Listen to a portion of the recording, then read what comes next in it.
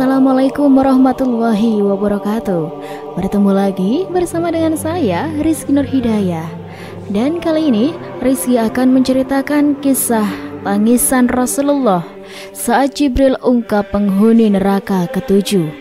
Bagaimanakah kisah selengkapnya sobat? Baiklah, tanpa perlu berlama-lama lagi, marilah kita langsung saja masuk ke ceritanya.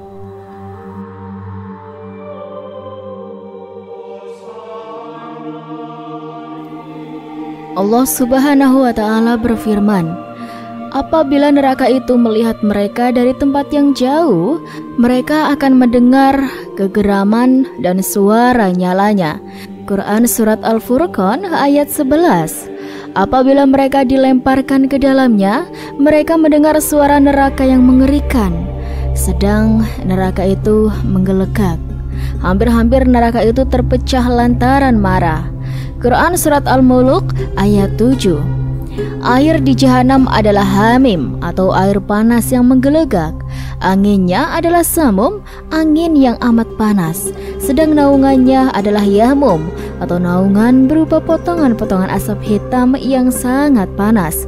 Quran Surat Al-Waqiah ayat 41-44.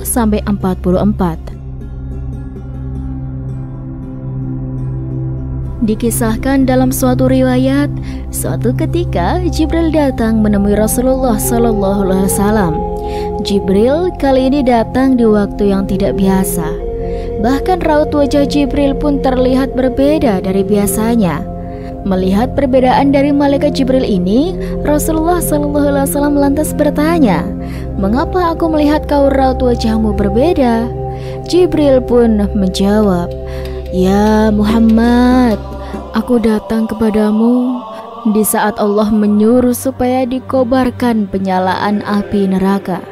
Maka tidak layak bagi orang yang mengetahui bahwa neraka Jahanam itu benar, siksa kubur itu benar, dan siksa Allah itu terbesar untuk bersuka-suka sebelum ia merasa aman daripadanya. Ya Jibril, jelaskan padaku gambaran neraka Jahanam itu," tanya Rasulullah. "Ketika Allah menciptakan Jahanam, maka dinyalakan apinya selama 1000 tahun sehingga merah. Kemudian dilanjutkan 1000 tahun sehingga putih. Kemudian 1000 tahun hingga hitam, lalu menjadi hitam gelap. Tidak pernah padam nyala dan baranya. Demi Allah, andaikan terbuka sebesar lubang jarum, niscaya akan dapat membakar semua penduduk dunia karena panasnya. Demi Allah, andaikan satu baju ahli neraka digantung di antara langit dan bumi, niscaya akan mati penduduk bumi karena panas dan bau busuknya yang tak tertahankan. Demi Allah, andaikan ke bawah bumi ketujuh, demi Allah, andaikan seorang di ujung barat tersiksa, niscaya akan terbakar orang-orang yang di ujung timur karena sangat panasnya. Jahanam itu sangat dalam, perhiasannya besi dan minumannya air panas bercampur nanah, dan pakaiannya adalah potongan-potongan api. Api neraka itu ada 7 pintu. Jarak antar pintu sejauh 70 tahun, dan tiap pintu panasnya 70 kali dari pintu yang lain.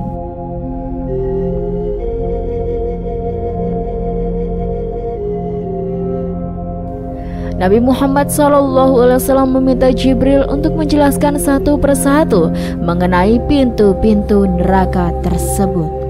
Jibril lalu menjelaskan yang diminta oleh Rasulullah. Pintu pertama, neraka Hawiyah. Neraka tingkatan paling bawah seperti yang disebutkan adalah neraka Hawiyah. Orang yang akan menempati neraka ini adalah mereka yang termasuk golongan munafik. Orang munafik yang dimaksud adalah orang-orang yang mengaku beriman, beramal seperti orang beriman, namun sebenarnya hatinya kufur. Dalam hal ini, Nabi Muhammad SAW pernah bertanya kepada malaikat Jibril tentang siapa penghuni neraka paling akhir, yaitu neraka Hawiyah. Malaikat Jibril awalnya menolak. Namun karena Nabi Muhammad terus bertanya, kemudian malaikat Jibril menjawab bahwa pintu neraka ketujuh akan dihuni oleh orang-orang yang melakukan dosa besar. Mereka adalah orang yang meninggal dan tak sempat bertaubat kepada Allah Subhanahu wa taala. Neraka Jahim. Selanjutnya adalah neraka Jahim, yaitu neraka yang berada pada tingkatan kelima. Dalam Al-Quran dijelaskan golongan orang yang akan menjadi penghuni neraka ini adalah orang-orang yang berusaha menentang ayat-ayat Allah dengan melemahkan keimanan kepadanya. Disebutkan pula orang yang akan masuk dalam neraka ini yaitu mereka yang termasuk orang-orang sesat. Orang sesat yang dimaksud adalah orang-orang kafir dari kalangan Bani Adam yang menyembah selain Allah Subhanahu wa taala. Neraka Sakar.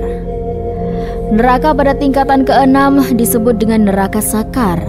Konon, neraka ini akan dihuni oleh orang-orang yang tidak menunaikan ibadah sholat, orang yang tidak menyantuni orang-orang miskin, orang yang suka membicarakan keburukan, serta orang yang mendustakan hari pembalasan.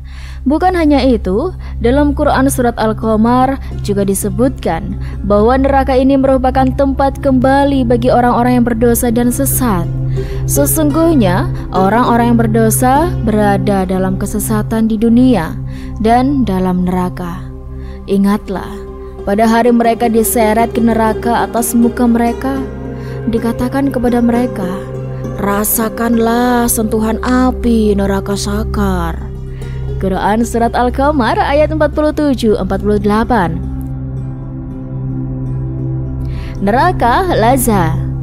Neraka tingkatan kedua adalah neraka Lazza.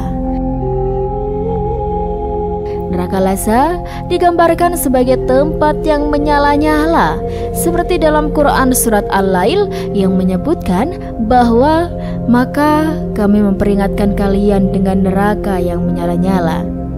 Dalam surat yang sama dijelaskan bahwa orang-orang yang akan menjadi penghuni neraka ini adalah mereka yang mendustakan kebenaran dan berpaling dari iman. Menurut tafsir ulama, golongan orang yang dimaksud adalah penduduk Mekah yang mendustakan Al-Quran dan berpaling dari Islam. Neraka Mutama. Neraka tingkatan berikutnya adalah neraka Hutama. Disebutkan dalam Quran Surat Al-Humazah, sekali-kali tidak, sesungguhnya dia benar-benar akan dilemparkan ke dalam Hutama.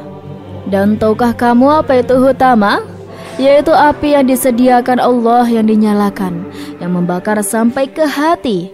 Sesungguhnya api itu ditutup rapat atas mereka. Dalam surat ini juga disebutkan bahwa golongan orang yang akan menghuni neraka tingkatan ketiga adalah orang yang sering mengumpat dan mencela, orang yang sering mengumpulkan harta dan menghitung-hitungnya, serta orang yang mengira bahwa hartanya bersifat kekal.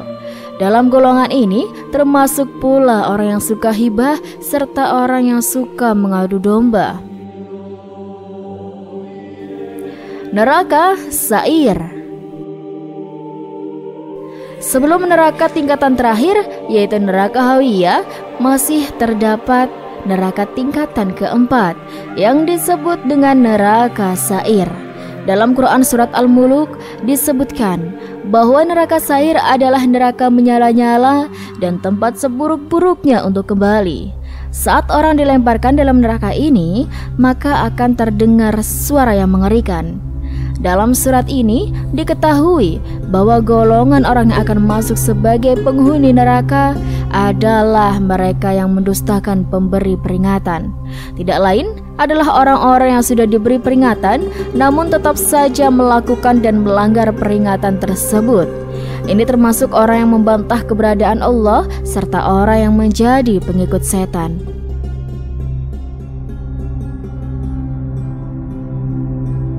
Rasulullah SAW bertanya, bagaimana dengan pintu ketujuh? Diperuntukkan untuk siapa pintu ketujuh? Sejenak, malaikat Jibril terdiam. Malaikat Jibril seperti ragu untuk menyampaikan siapa yang akan menghuni pintu ketujuh. Akan tetapi, Rasulullah SAW mendesaknya, sehingga akhirnya malaikat Jibril berkata, "Pintu ketujuh diperuntukkan bagi umatmu yang berdosa besar dan meninggal sebelum mereka bertobat sebelum meninggal."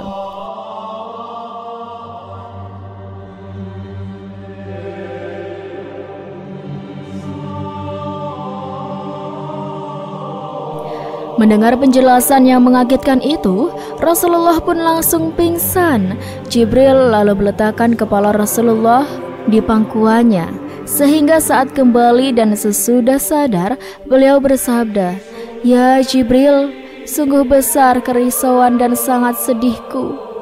Apakah ada seorang dari umatku yang akan masuk ke dalam neraka?"